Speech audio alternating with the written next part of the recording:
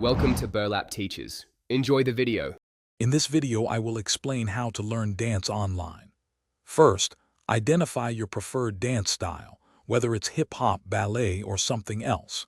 Next, research and select a high-quality online platform or instructor that aligns with your goals.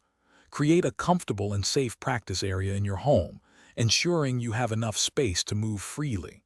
Finally, commit to a regular practice routine, even if it's just for 30 minutes a day.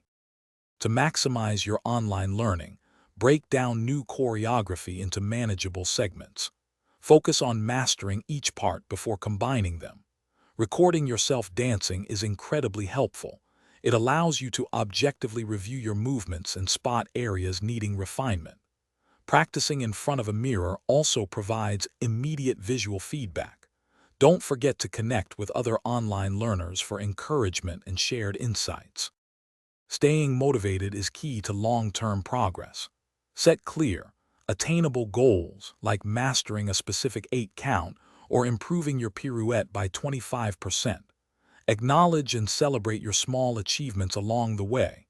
Supplement your dance training with exercises that build strength and flexibility, such as yoga or Pilates.